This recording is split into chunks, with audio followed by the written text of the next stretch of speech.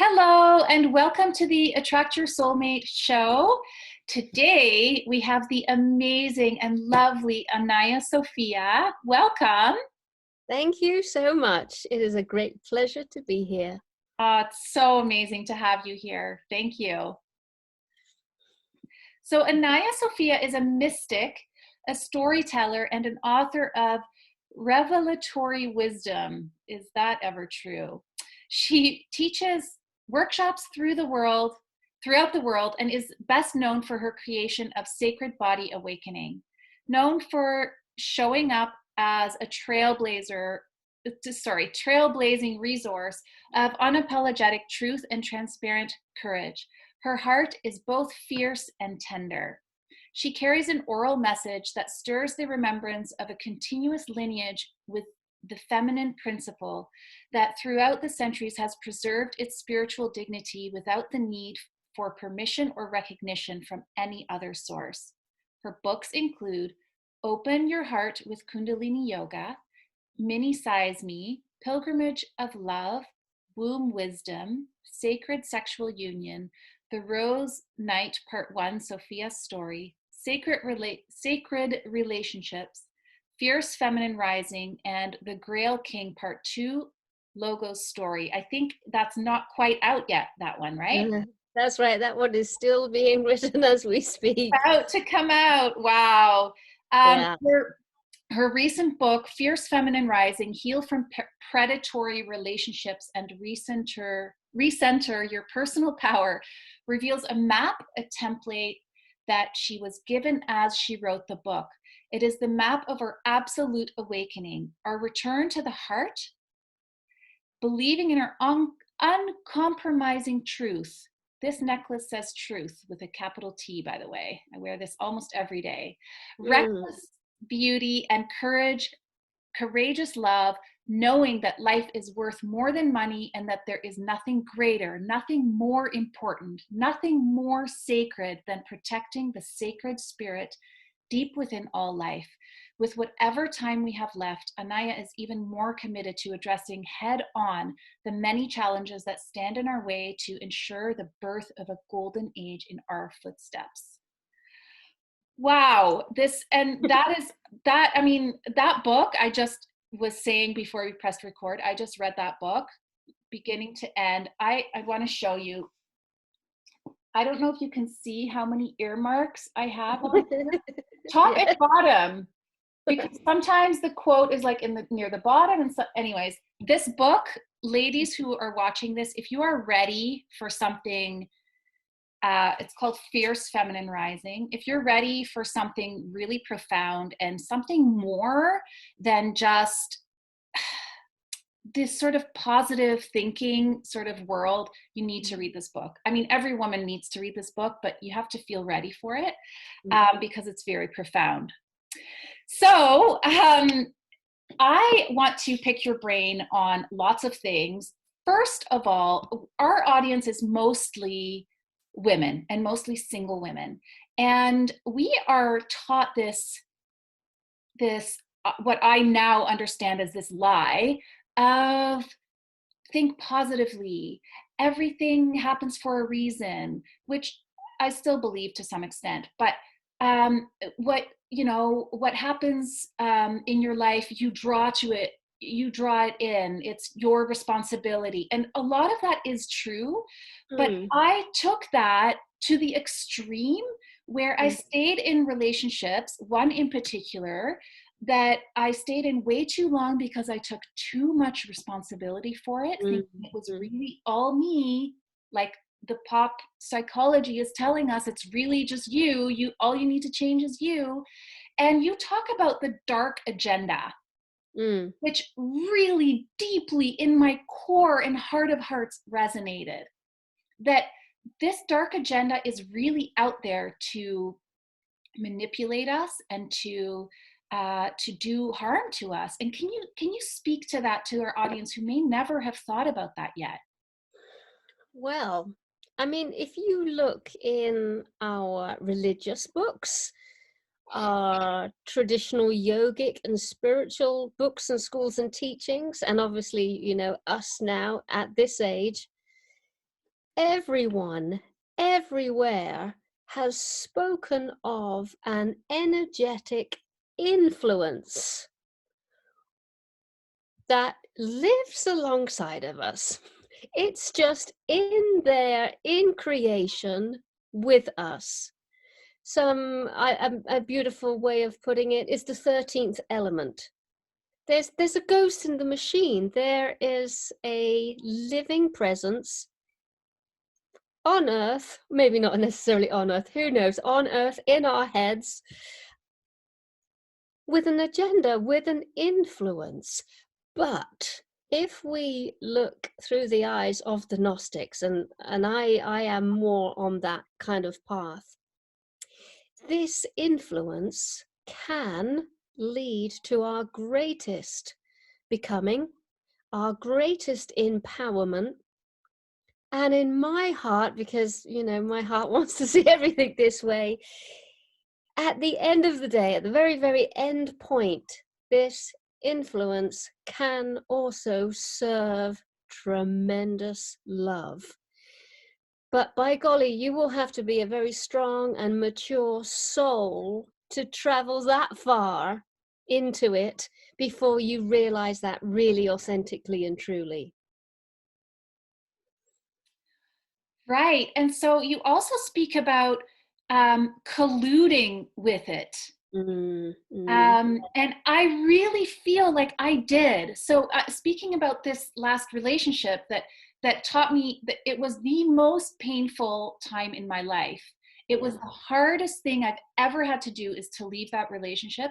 Beyond giving birth, like, that was easy, right? I mean, those are the two really hardest things I've ever had to do, is leave that relationship and give birth. Like, can you imagine how tough that felt for me in the moment? But and don't, I'm not looking for pity or even the audience like, oh, that's so sad or something. No, not at all. It was actually my biggest growth. And I really admit and feel that I colluded with the evil that was present to become who I am today, literally sitting here today talking to Ania Sofia. So can you talk a little bit about that? Because I feel like that is where the responsibility comes in. Yes. So yeah, I'll let you go. When you say colluding, that's a word I would use, which means for me to allow that energy in, to allow that energy to work through you, because it imitates us brilliantly. I notice that when I'm really conscious, I can almost stand beside myself, looking at what I'm doing and saying, knowing I'm letting it collude with me. So I've joined forces with it. Right. Because I know I can get away with it. The person I'm dilly-dallying with may not know quite what's happening, but I know. And that's what I mean. There's a ghost in the machine, and that machine is also us. There is a little part of us that will totally go along with it.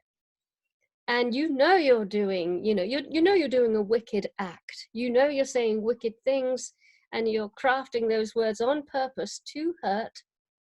And we know it, and we can go along with it. So when you say collude, that's something, that's how I describe collusion.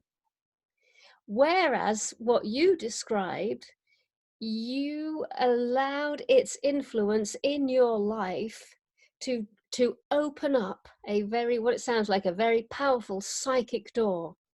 And behind that door is your forbidden self, a part of you possibly couldn't dare embody. But you pushed that door open, just like the classic Bluebeard story. Right. You pushed it open. And Yeah. you said, I want to see everything that's inside of this forbidden room. And of course, whenever we open a forbidden door, it's actually us.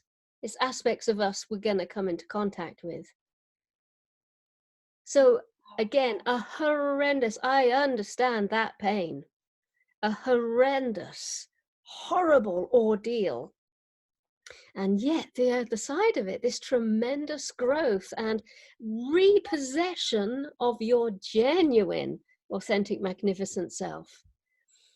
Yes.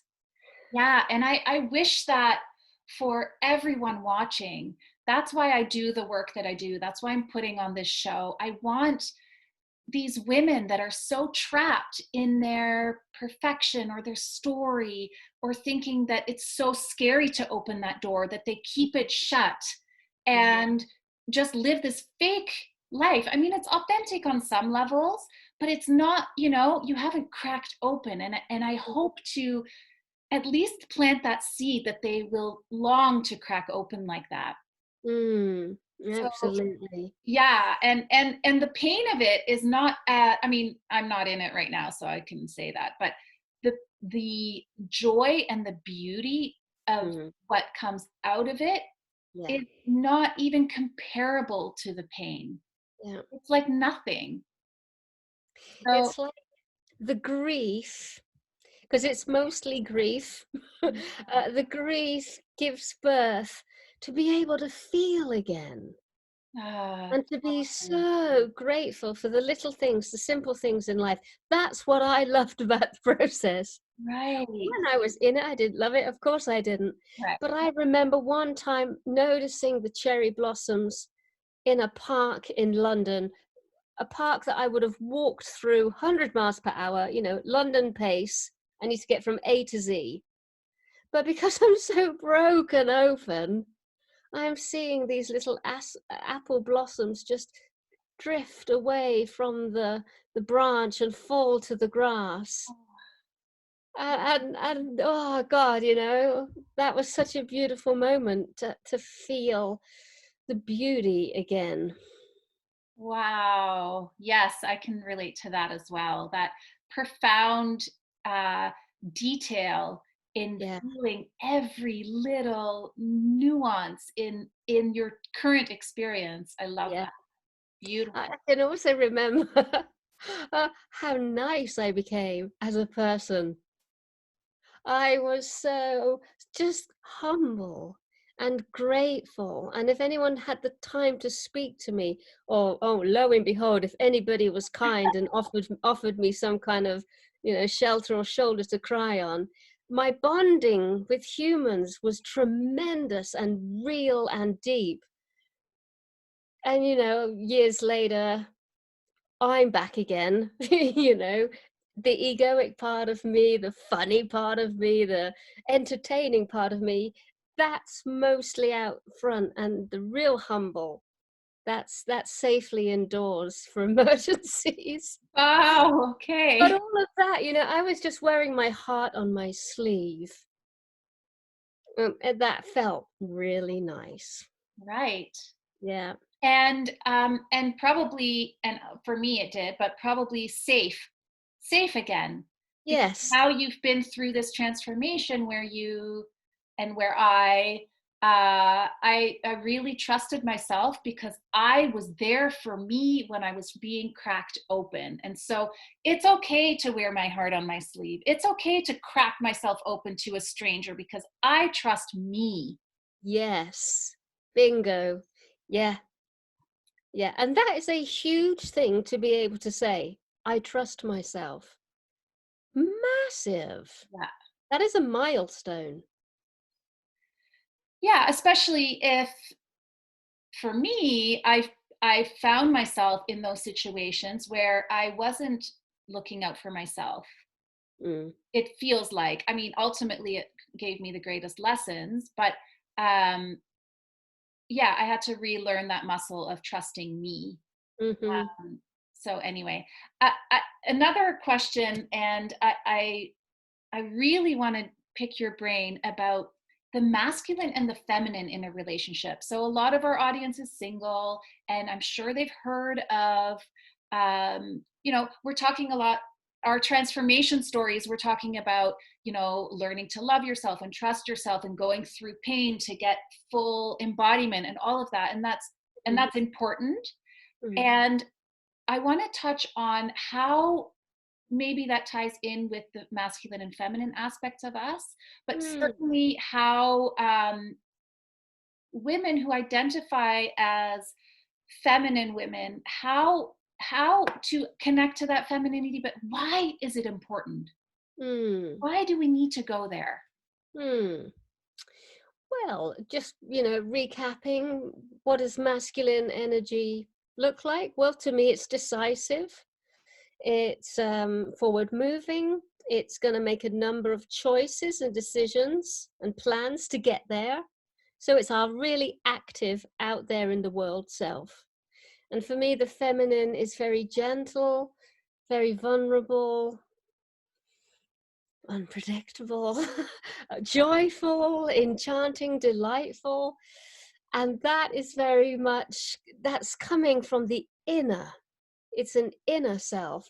So when working on ourselves, it would be wise to be able to make sure that we're comfortable whilst we're single, to be able to access both, Right. and that it's appropriate and easy for us to just switch from one to the other, and all is well.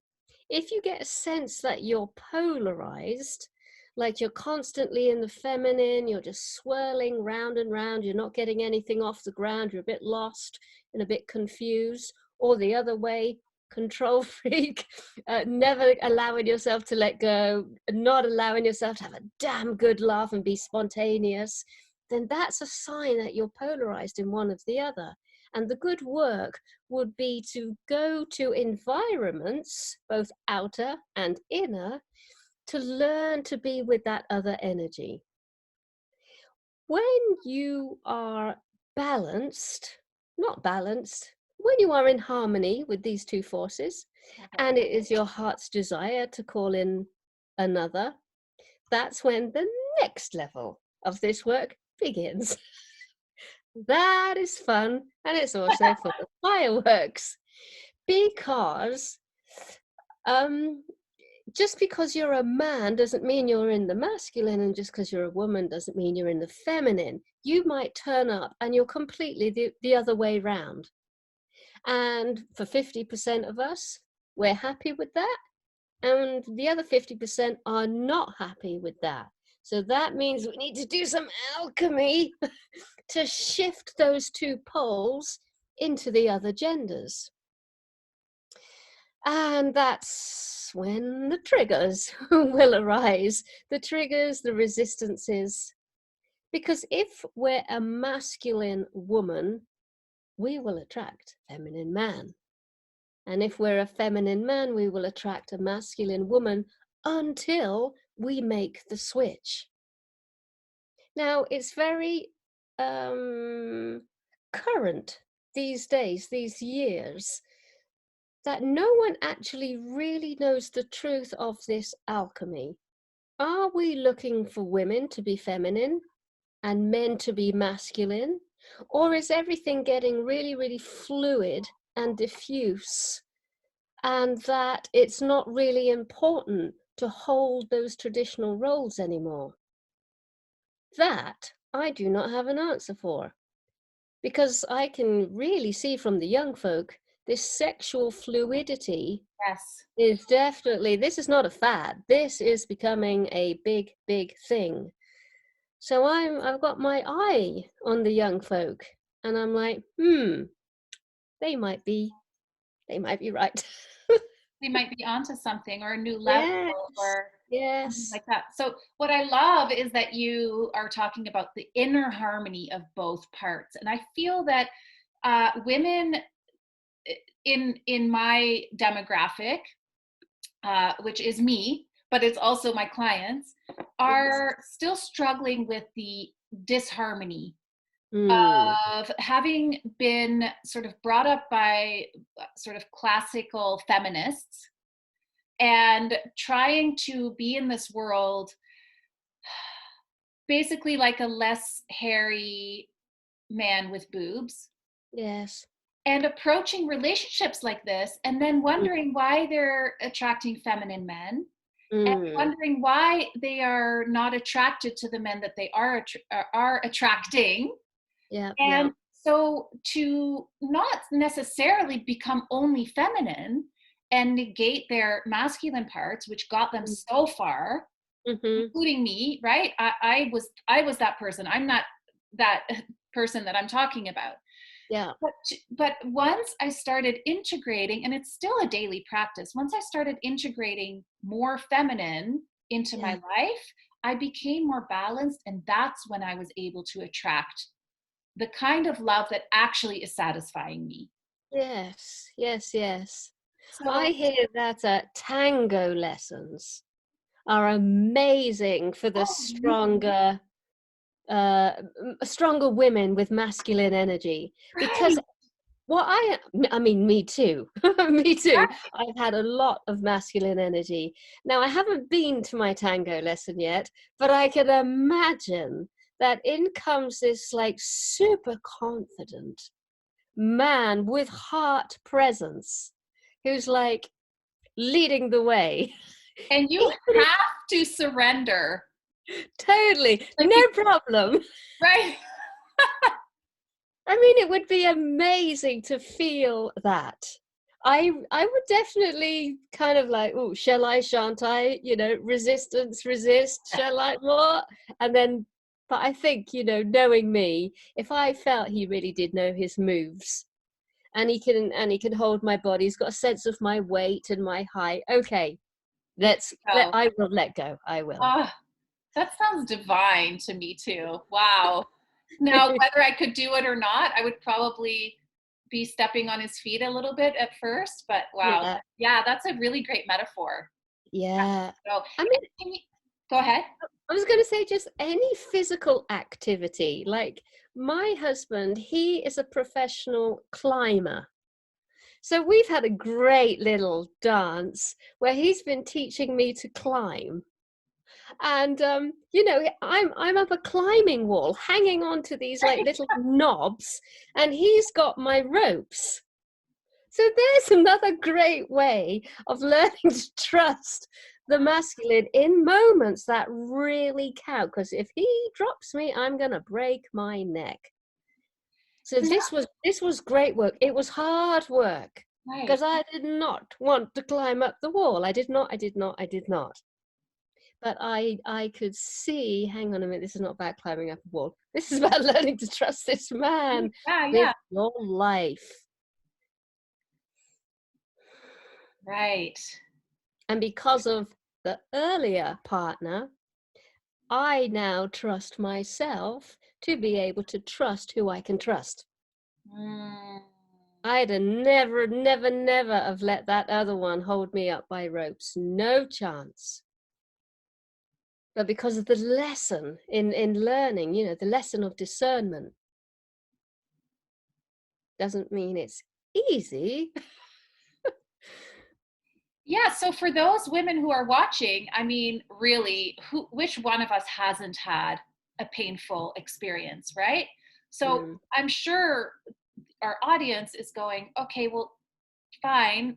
So what you're saying is let this painful experience become a growth experience rather than keeping you stuck in your pain and mm-hmm. rejecting the possibility of being able to trust a man to swing you around in a tango. Was this tango you said? Yeah, tango Yes, class, yes, tango lesson, or holy smokes, being held up by a rope by a man. yes, And even if you don't have a man to go and do that exercise, having the instructor hold you up by a rope and allowing that surrender, which yes, which is the surrender in the feminine. I just want to go back to that, is the power. Can you yes, speak to that? yes, Can you speak? Because a lot absolutely. of people, a lot of women feel so unsafe in the feminine because their view of the feminine is weak, Yeah, doormat, submissive, yeah, unsafe, vulnerable to attack.